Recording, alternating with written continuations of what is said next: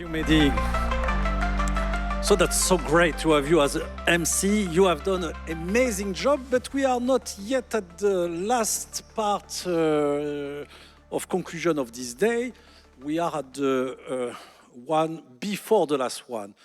And to do this sequence, I'm absolutely delighted to welcome someone that I consider personally as one of the best tech journalists that we have in our country. He's absolutely someone incredible.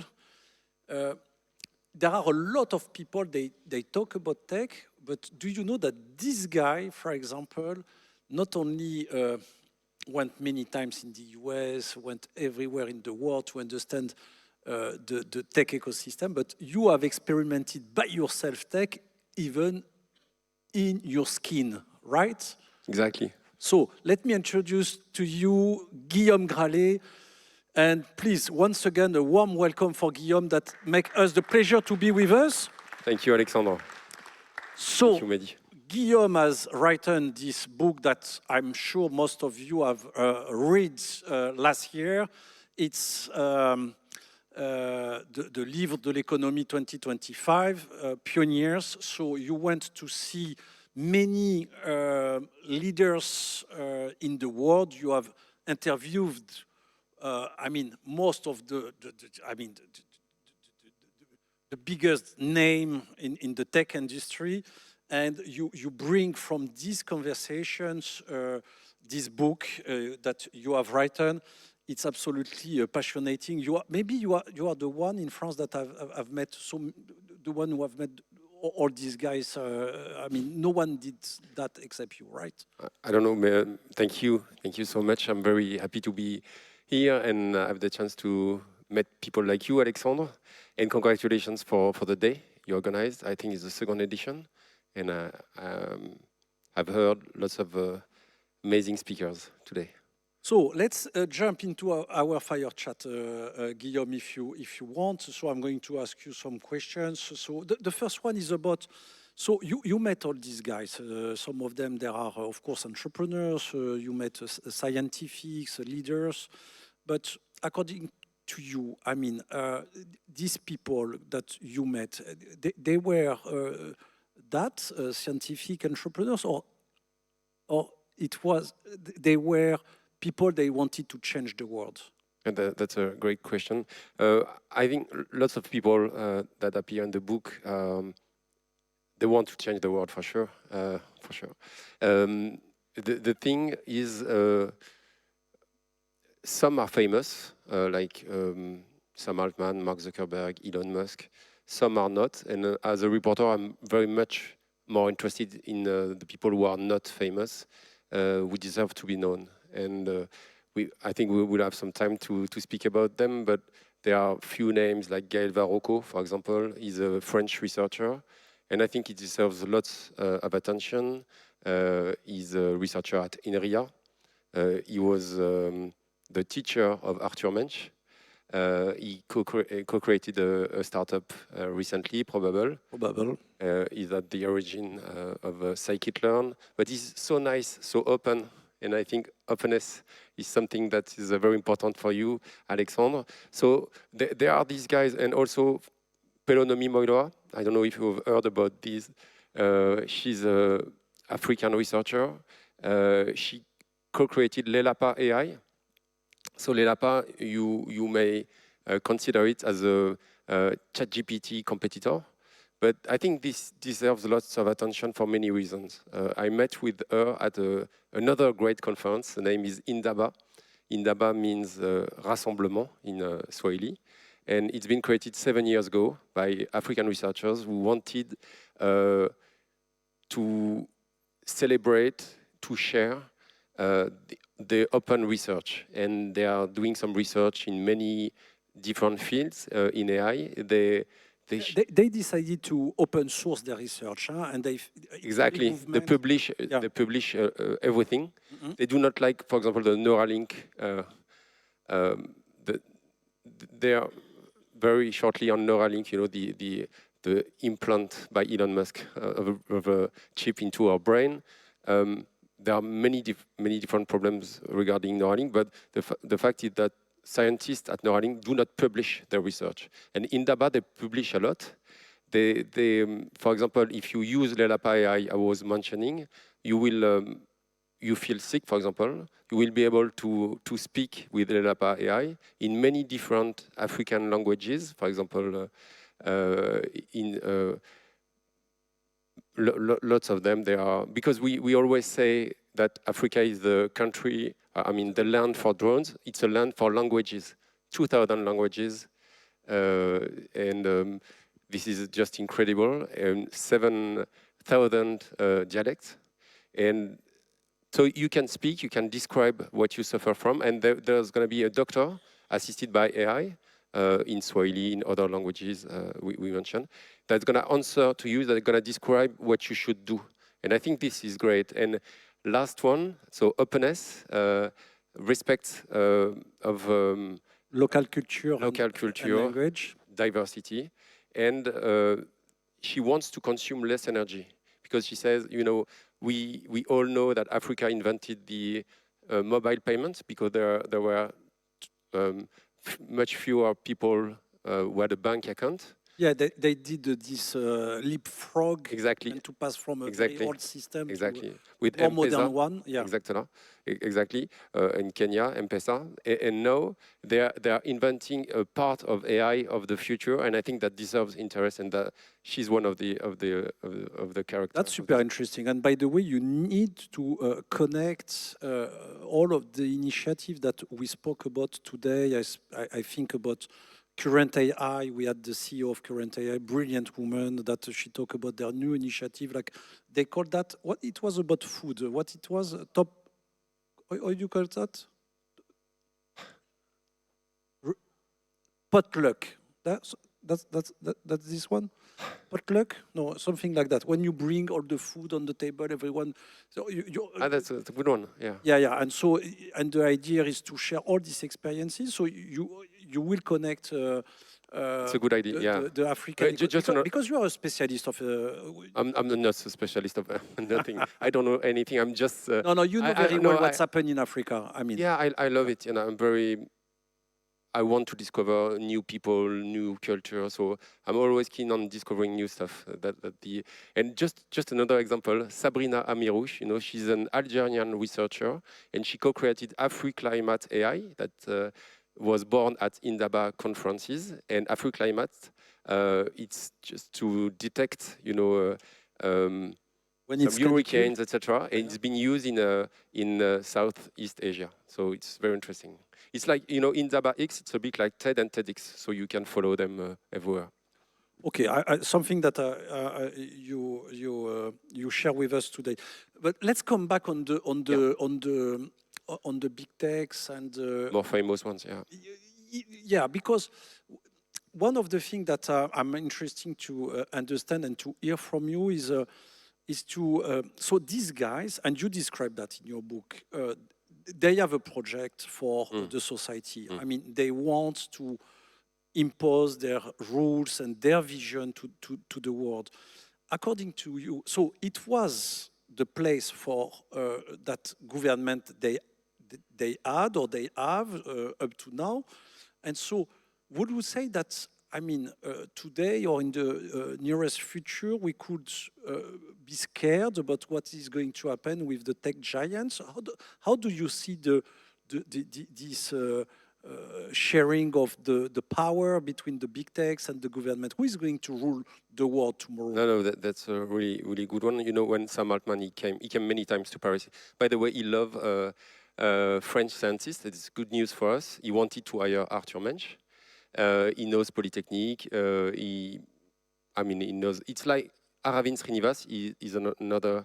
In the book, he co-created Perplexity. And when I spoke with Aravind Srinivas at the Jardin des Tuileries, he knew about Fermat, Lavoisier, Poincaré. So he knew the French scientists better than I did.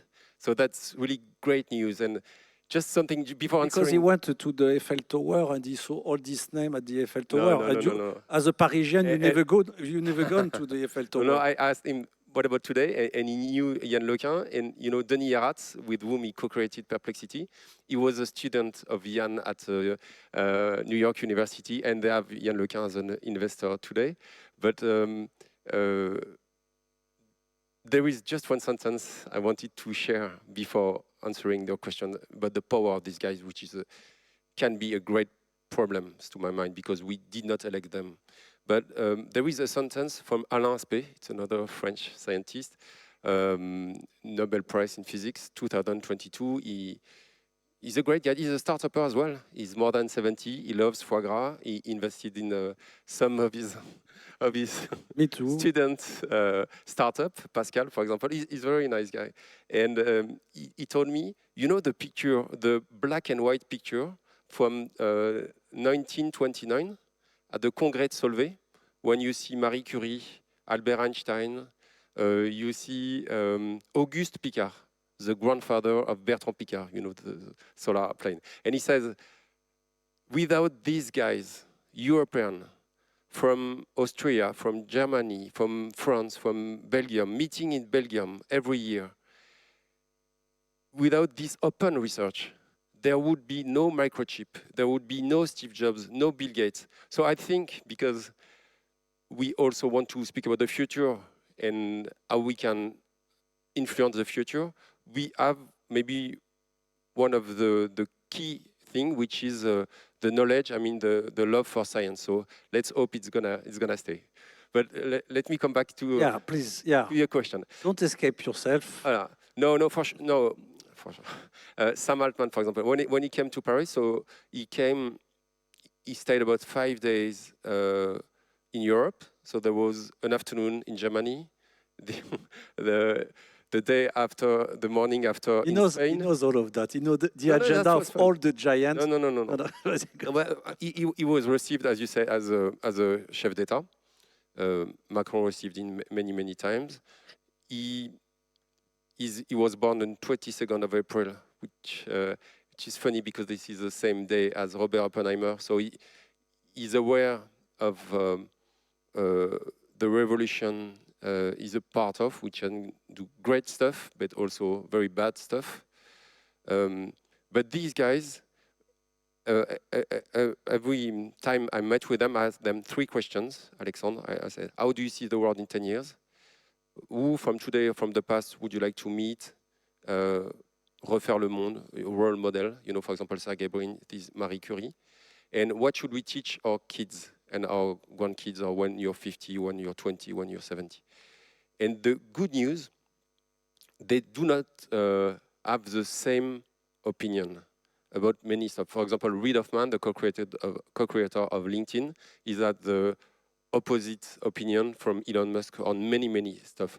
But the fact that is not normal is these guys, you agree with them or not, and Sam Altman is investing in great stuff like nuclear fusion, but he's also investing in some scary stuff, like, you know, trying to detect the best embryo, etc. So you can disagree with him on that, but they have more power than head of states. And of course, they can they can share their opinion about the universal basic income, like Sam Altman is doing. He did an experiment in Oregon, which was quite interesting.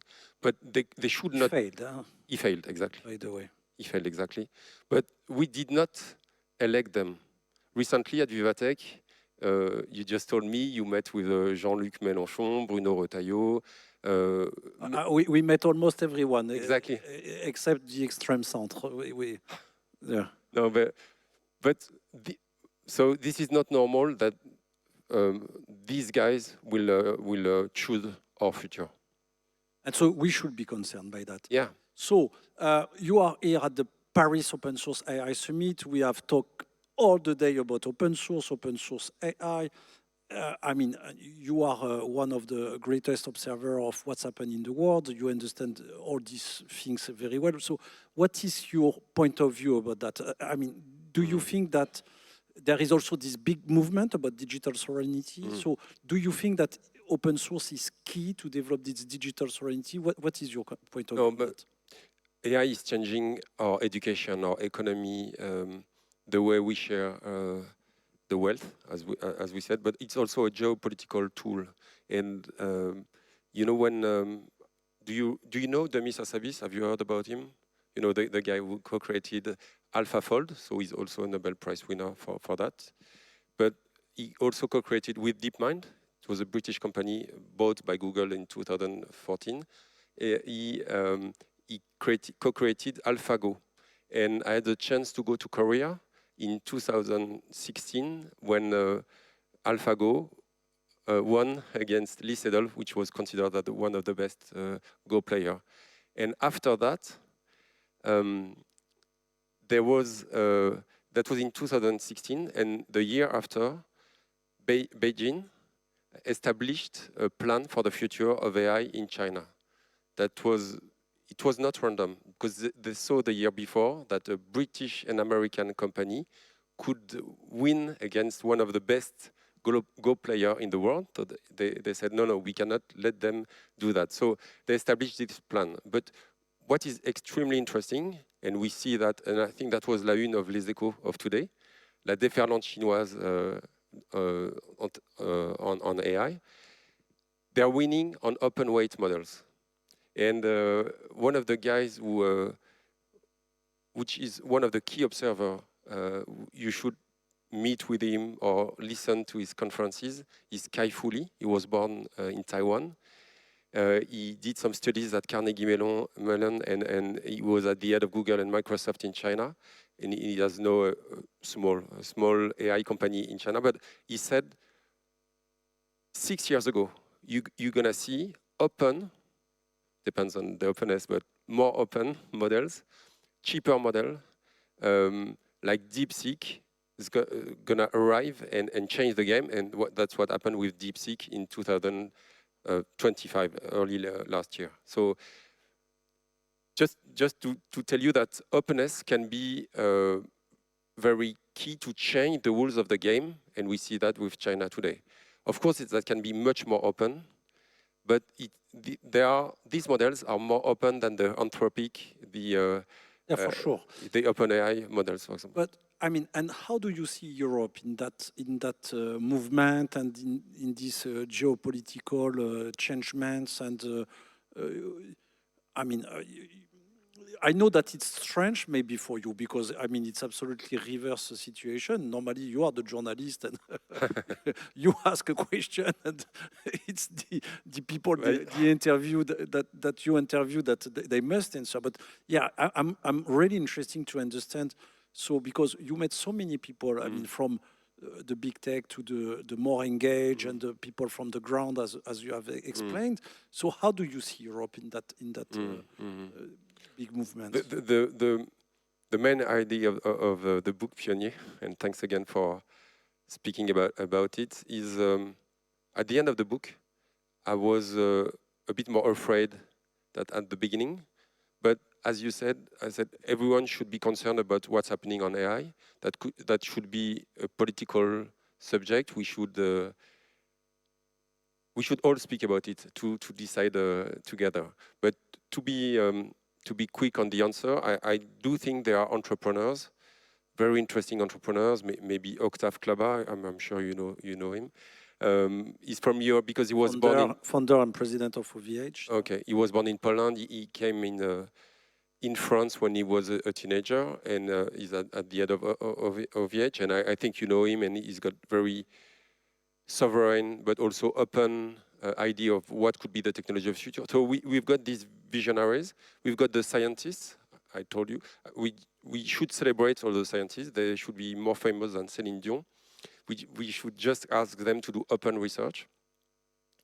But maybe we need more money, more VC. But also, I had a small fight with a politician. I do not see too many politicians, but I had one fight in his office. He was a minister, and he did not understand when I told him you should buy and trust the French clouders. You know many. OVH is one of them, but there are Nexedis, Kelway, etc. And he said, no, Amazon is investing so much in research, much more than the whole CAC 40. So these politicians... But it was before. It was not so long ago. Yeah, but it was... Okay. No, because it was before the return of Donald Trump. So yeah, things have changed now. So we should, to be quick, they should have more investments coming from Europe. The guy from and Spotify, I think, Daniel and Ek. I think, by the way, who is this guy who said that? Daniel Ek from Spotify invests a lot. What we see at Helsing, for example, Antoine Borde is one of the other French scientists I admire a lot. He was one of the he was first researcher, I think it was at INRIA or CNRS, and then he joined the FAIR team from Yann Lequin. He quitted Meta. There are lots of French guys who quit big tech to create stuff. And now he is at the head of AI at Helsing. But maybe Bertrand Rondecourt, he left DeepMind. Rondepierre. Yeah. Pierre, thank you. Bertrand Rondecourt, he left DeepMind to work at Amiad, the AI from the Minister of Defense in France. So there is no, there are still some choices. So there is hope.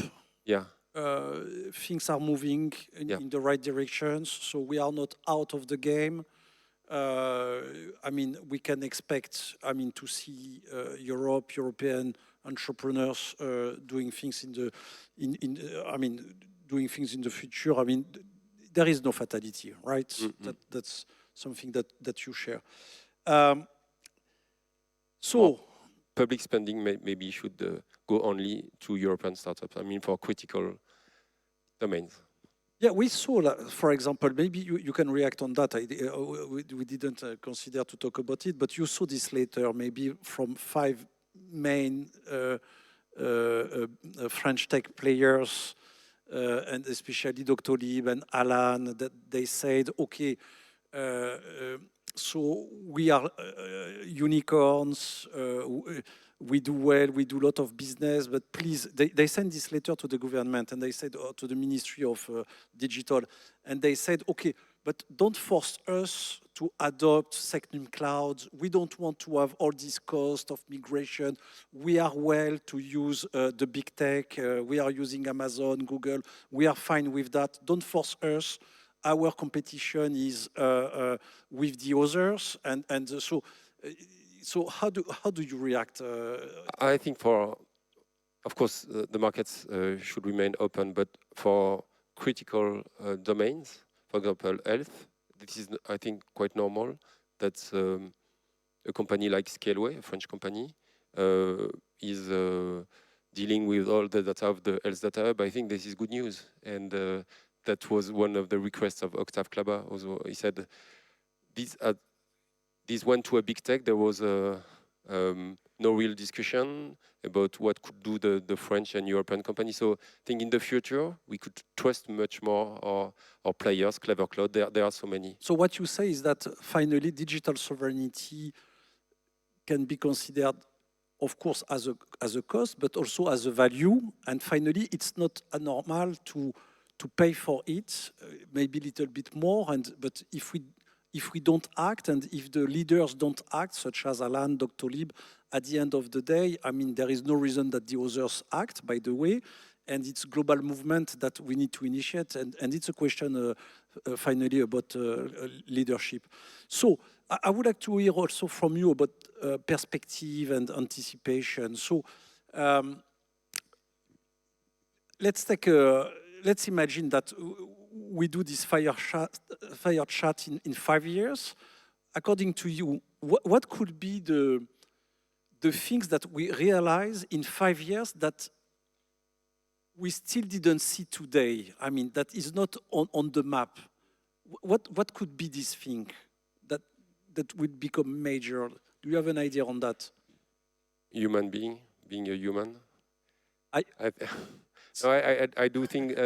So you think that? Yeah, please. No, because we give so many power to the AI tools. Agentic AI. Agentic AI is quite good to make us save some time, but we share so much data with it that there can be some errors, and I don't see that as a big progress for humanity. I'm much more positive, enthusiast, maybe on the world models, what's happening today.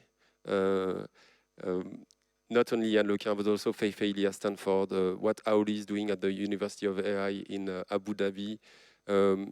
This week, there was Makina, there was Raid, and I met with the scientific director of Runway, the video generator of AI, and he told me, if you want to do real good generation of images, you need to have the machine have a representation of the world, because the machine today have no sense of gravity, of the hot, cold, etc. I think this is extremely interesting to have a look at.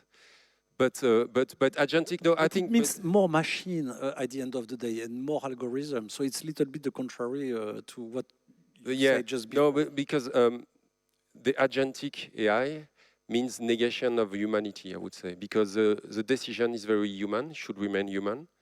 And if you look at the history of AI, to be super quick, since the apparition of the expression artificial intelligence in 1956, there was symbolic AI, and then the winter, and then deep learning, winter, and LLMs, etc. And this is the first time in history that human wants to replicate itself. We've seen that since the 13th of November 2022 with the apparition of ChatGPT. You cannot say if you're speaking to a neighbor, a friend, a colleague, or to a machine. And we're gonna see the same with humanoid robots. I don't know if you've seen the video a week ago of the company Ubitech. They are launching for pre-sale very human. With skin and exactly, and Moya. Sex will be again, I think, the main motor of all this humanoid. And Moya is 37 degrees in itself, So, why are we doing this? AI is just great for scientific discoveries. That's what Demis Hassabis said a month ago. He said, I'm tired of the battle between the chatbots. He wanted to mention Anthropic and OpenAI. I want all the AI being used to cure real diseases, to cure cancer. We should use it as a tool. This is great also for mathematical discoveries. We've seen that in Nature publication, conjectures coming from 1946 being resolved by AI. This is just great. But at the same time, AI is deepfake, negation of copyright, this cognitive apocalypse, when you let the machine think for you. So this is what I want to escape, and I don't want to tell everything that is the book, but at the end of the book, I mean, in the forest, because... I spoiled a little bit. About the chip I had in me. But I think thinking a lot about AI, and this is why the encyclic from the Vatican has so much success, and all the thoughts of Reid Hoffman, who belongs to the Minerva, that make us think, and all the work that UNESCO is doing, which is just great, about what is a human being. That's what I wanted to say. So, Guillaume, I think we can, because if we could, I would like to have like a long conversation with you, like more than this 25 minutes that we consider for today. I really want to thank you. I mean, I'm sure that you have interviewed a lot of interesting people, but yourself, you became absolutely a very interesting person as well. Finally, you are the true VIP. Huh? It's not the others. Please join to me to make a big round of applause to Guillaume Grallet, the author of Pioneers. Thank you, Alexandre. So he will stay with us. He will be available upstairs for the last drink and the cocktail. If you want to have a dedicated book, we bring some of them. So if you want to buy these books, or we will see how we will organize that. And if you want to go on this conversation with Guillaume, he will stay a little bit with us. He has his own podcast, by the way. It's on Tech 24, on France 24. No, and your podcast on that you do. I participate to a few sometimes, but the real good podcast is à la French from Mehdi. Yeah, of course, this one is the best. Okay, Guillaume, thank you so much. It's time to go to the last step of our day with the conclusion remarks. And for that, I would like to invite Michel Marie-Maudet and Mehdi, if you are around, please join me for these conclusions. Thank you, Guillaume. Merci.